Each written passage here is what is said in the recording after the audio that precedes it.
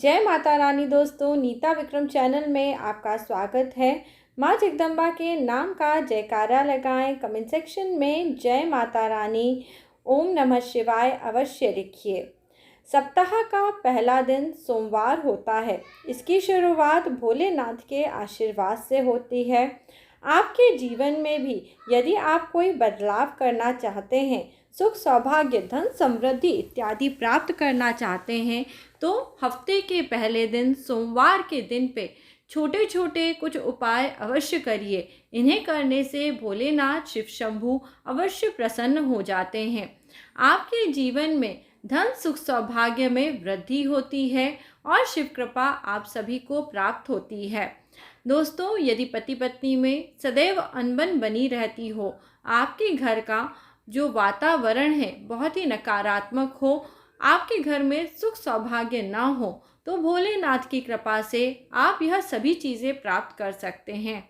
आप अपने पूजा के स्थान पे जब भोलेनाथ का परिवार देखेंगे तो आपको पता पड़ेगा भोलेनाथ के परिवार में पत्नी बच्चे सभी प्रकार का सुख सौभाग्य है और यह लोग सभी लोगों के साथ प्रसन्नता के साथ भी रहते हैं। भोलेनाथ को पशुपति नाथ भी कहते हैं। तो इस प्रकार से यदि आप जीवन में संपूर्ण सुख की कामना करते हैं तो आपके लिए सोमवार का दिन अति महत्वपूर्ण है।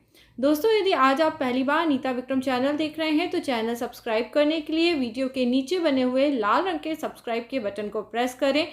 बाजू में बनी हुई घंटी के बटन को प्रेस करने से प्रत्योहार पूजा पाठ की सब जानकारी आपको निःशुल्क प्राप्त होती है। वीडियो यदि अच्छा लगता है तो इसे लाइक ज़रूर करें। दोस्तों, हम सोमवार के दिन पे किस प्रकार से भोलेनाथ को प्रसन्न कर सकते हैं। इस दिन पे भोलेनाथ को सफ़ेद रंग के पुष्प चढ़ाएं, सफ़ेद चंदन चढ़ाएं। भोलेनाथ का अभिषेक दूध दही घी शक्कर शहद से करके भोलेनाथ के मंत्रों का जाप करके आप भोले बाबा को इस दिन पे प्रसन्न कर सकते हैं। यदि आप इतना समय न दे पाएँ तो केवल भोलेनाथ के नाम का उच्चारण करें। सभी पुरुषों को ओम नमः शिवाय का उच्चारण करना चाहिए एवं स्त्रियों को नमः शिवाय ओम इस प्रकार से भोलेनाथ का उच्चारण करना चाहिए। यदि संभव हो तो मंदिर जाके आपको भोलेनाथ के ऊपर 1 लोटा जल अवश्य चढ़ाना चाहिए। ध्यान रहे जो जल है वह आप अपने घर से लेके जाएं। इस प्रकार से जब आप अपने घर से पूजा का जल लेके मंदिर में चढ़ाने जाते हैं तो जिस जिस जगह से आप अपने घर में वह जल का लोटा लेके निकलते हैं वहाँ के वास्तु दोष दूर हो जाते हैं। जिस घर की स्त्रियां अथवा पुरुष घर के किचन से पानी का लोटा लेके भगवान के मंदिर में जाके जब वह उस जल को अर्पित करते हैं तो उस घर के किचन का वास्तु दोष दूर हो जाता है। उस घर में सदैव माँ अन्नपूर्णा का वास होता है और भोलेनाथ की अनुकंपा प्राप्त होती रहती है।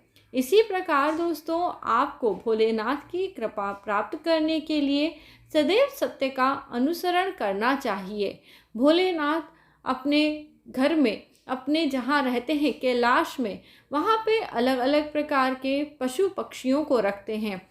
आपने देखा है भोलेनाथ की जटाओं में नाग का वास होता है। भोलेनाथ के गले में भी सर्प रहते हैं और भोलेनाथ ने बागंबर धारण करा होता है। भोलेनाथ का वाहन नंदी है। इसलिए यदि कभी जीवन में बहुत ज़्यादा कष्ट हो जाए, इसलिए आप अपने जीवन के बड़े बड़े कष्टों को दूर करने के लिए हमेशा गौ माता को घर में जो पहली रोटी हम बनाते हैं वो ज़रूर खिलाया करें।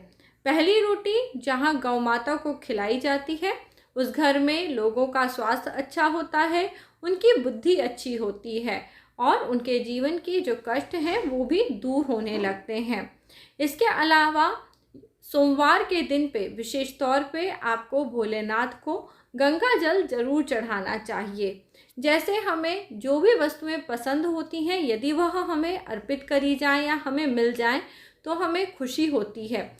उसी प्रकार भोलेनाथ को गंगा जल अति प्रिय है। गंगा माता को भोलेनाथ ने स्वयं अपनी जटाओं में धारण करा हुआ है। अभी 1-2 दिन के बाद गंगा सप्तमी भी आएगी। तो आप सबको पता है माँ गंगा को भोलेनाथ बहुत पसंद करते हैं, इसलिए सोमवार के दिन पे भोलेनाथ का पूजन अर्चन करते समय वहाँ गंगा जल चढ़ाना चाहिए।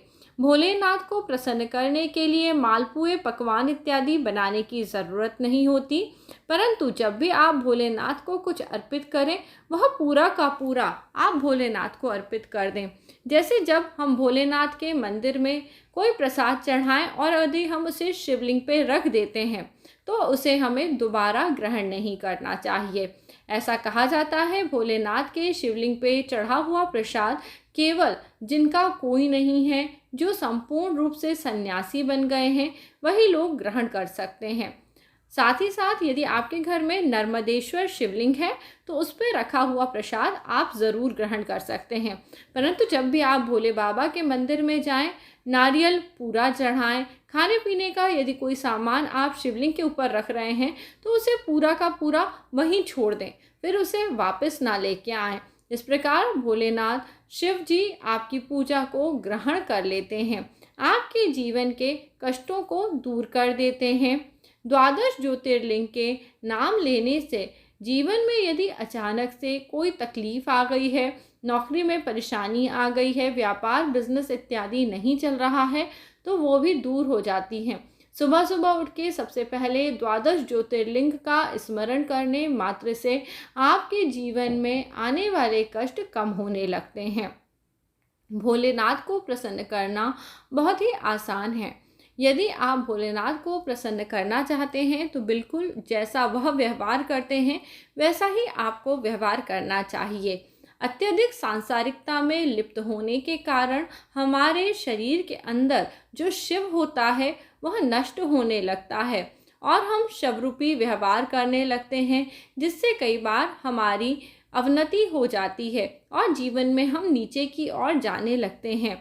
तो आपको अपने शरीर के अंदर के शिव तत्व को बढ़ाने के लिए शांति में रहना चाहिए, लोगों के साथ लड़ाई झगड़ा नहीं करना चाहिए और अपनी दिनचर्या का चिंतन अवश्य करना चाहिए। इन तीनों गुणों को त्रिशूल के समान जब आप अपने जीवन में धारण करते हैं तो स्वयं शिव भोलेनाथ प्रसन्न हो जाते हैं और जीवन के हर कष्ट को दूर कर देते हैं। आप सभी को अपने घर में अपने परिवार के लोगों का ध्यान जरूर रखना चाहिए। एक कहानी आती है जिसमें भोलेनाथ स्वयं भोजन करते हैं और लास्ट में जो उनकी थाली में थोड़ा बहुत खाना बचता है, ये सोच के कि कहीं भोजन पूरा खत्म ना हो जाए, उसे माँ पार्वती के निमित्त अवश्य छोड़ देते हैं और माँ पार्वती तब भोजन ग्रहण करती हैं। तो उन्हें पता पड़ता है कि भोलेनाथ को उनके विषय में कितनी चिंता होती है, वह हमेशा उनके भोजन का, उनके सभी चीज़ों का ख्याल रखते हैं। इसी प्रकार जिस घर के पुरुष अपनी स्त्रियों का ख्याल रखते हैं, उनके भोजन, खान पान इत्यादि का ध्यान देते हैं, वह घर स्वयं शिव धाम के समान हो जाता है। वहाँ माता पार्वती और शिव जी की अद्भुत कृपा बरसने लगती है।